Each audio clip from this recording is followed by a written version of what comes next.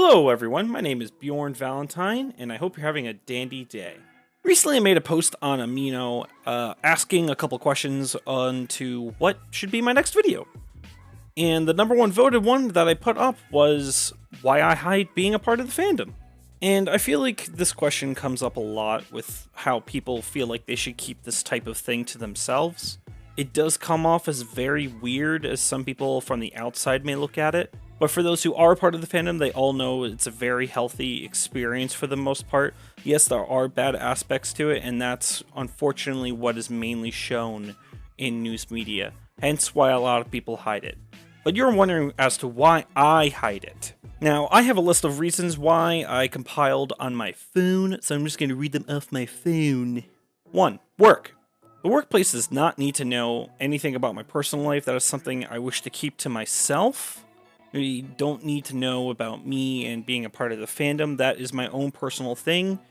Also, people at work that don't understand it could lead it to the wrong situations. Example, if you've ever seen the documentary Personas, Diesel gets interviewed and he discusses how people at his workplace found out about it and he started getting picked on, and it just continued and escalated to the point where it just wasn't a good or healthy work environment.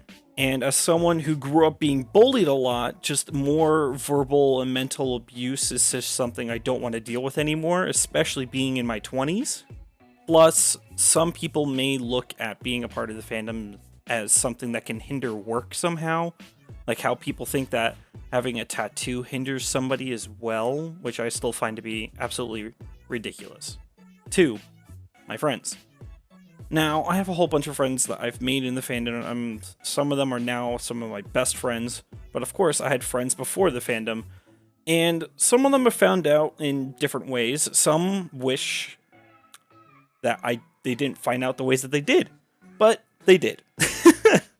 And they're perfectly fine with it. Now, there are some friends of mine who I dare not wish to tell because I am terrified as to how they may react to it, because I knew how they are as people. So I just decided to keep that to myself. And I don't want to end up possibly losing friends. But the ones that do know, I explained to them how important the fandom is to me and how much it helps me mentally. So those few friends that are really close before I found the fandom, they're a lot more understanding. So there are like only 3 or 4 selected friends. My parents and family don't even know. Which brings up my third topic, my family. Mainly my dad. I feel like a lot of people have dad issues. It's just a common thing. People have dad issues. It happens. It happens. And me and my dad, we're not alike whatsoever. By that, I mean he is very masculine. He's extremely masculine. He always has been and always will be. And then you got me, a somewhat chunky, nerdy guy who spends most of his day playing video games and filming stuff with his friends. We're completely opposite. But we make it work. But we still disagree on a lot of things. Hence why this is one thing I refuse to let my dad know. Now, my mom and my sister, that's a different story. I feel like they would understand, but my family is pretty close, which I'm very fortunate for. And we don't hide a whole lot of things from each other. I'm surprised they haven't figured it out yet, because I've been a part of the fandom since around last April. My sister has caught on to a couple hints. Very subtle ones. My mom hasn't. So yeah, no. Me and my dad, it's just mainly my dad that terrifies me, him finding out. Which makes sense. I mean, dad issues, right? 4. One CNN story does not change the view of many.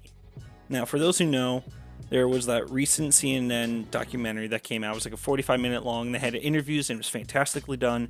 And they showed the bright side of the fandom and it was amazing. I enjoyed it. It was really well done. It was nice to see different people's perspectives than how it's usually perceived. But just because of that one documentary does not change the minds of many.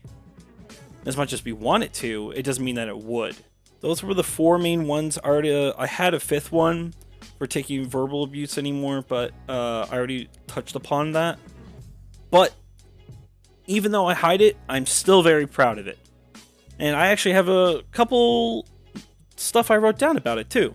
Now, even though I may hide it, it's not that hidden, as we would put it. For instance, I have pins, I have stickers, I wear t-shirts that nobody knows what they're attached to, but I think that they're cool. Wink wink hyena agenda, wink wink wonk wonk. Mishka, who I interviewed in my last video, you should go check it out right now, she makes suit sprays, and I've been using them like every single day on my beanie, making it smell ever so amazing like cinnamon rolls. And none of my friends know what the smell is from because I don't want them to know.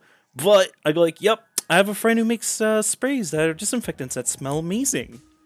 And I spray my beanie every single day. And low-key, it's for suits. So, yeah. And also, on my desk, there are art. And I always have the artwork from Night in the Woods in the background. And my computer from my desktop is someone made actual fan art right here. Look at this amazing fan art. Someone made this for me. He's so cute. To continue, obviously I made a bunch of new friends. That's actually number one on my list. All that other stuff is just me saying, hey, I don't really hide it. But number one, I made a bunch of new friends. One of them being Mishka, and she's now one of my closest and best friends. I have a whole bunch of other friends I can list off. Mainly Gizmo and Lily, also known as Bella. Yeah, no, they're really important in my life now, and if it weren't for the fandom, I wouldn't have met them. So I'm very grateful to the fandom for that. Also, extreme fond memories I've had. Going to meets, and especially the con I went to, Philadelphia.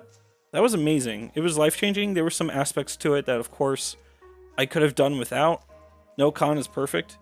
But for my first one in the fandom, it was fantastic. Would 100% do again.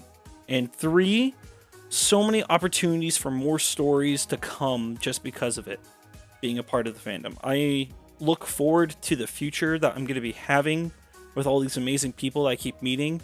I hope to interview more people a part of the fandom. I have a whole list of people I would die to interview. MOSFET, I'm looking at you. JFET Speaks, looking at you too, buddy. And I'm really excited for what the future brings to me, a part of the fandom. I hope you guys appreciate the video. Give it a thumbs up, share it. If you want to keep on getting them notifications of my videos, don't forget to subscribe. Wow, that was awful.